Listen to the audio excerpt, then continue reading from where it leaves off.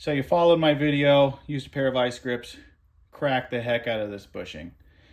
Turns out they are impossible to find. They're not on eBay, they're not on Amazon, they're not on the internet. Heck, you even try to Google like a Troy bill front wheel bushing and you don't find anything that looks like it's gonna fit. Lucky for you, you can find these at Lowe's for $2. So I measured this.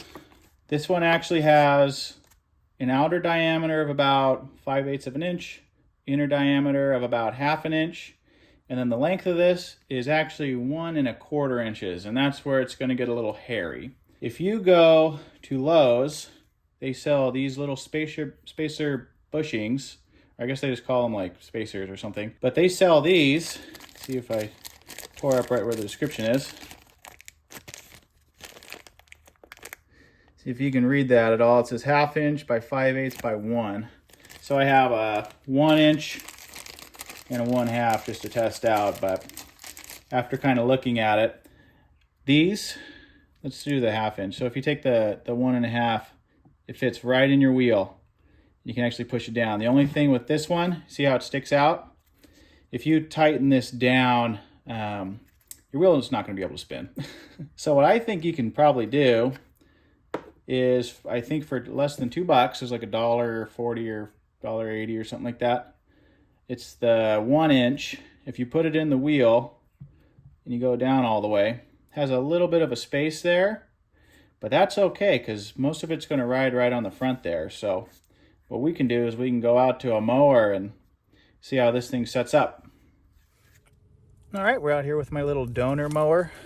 So I have the spacer in there, and you can see there's definitely some room, but this axle here is actually, it has like a shoulder on it.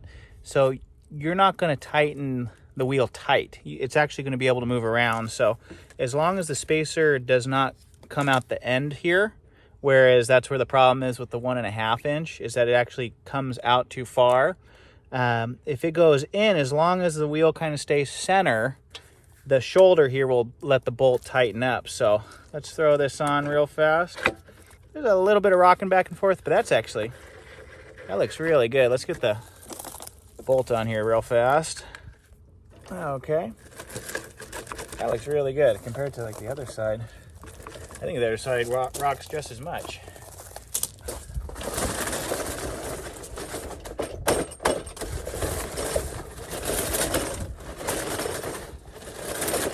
I don't even think you can see a difference between the two.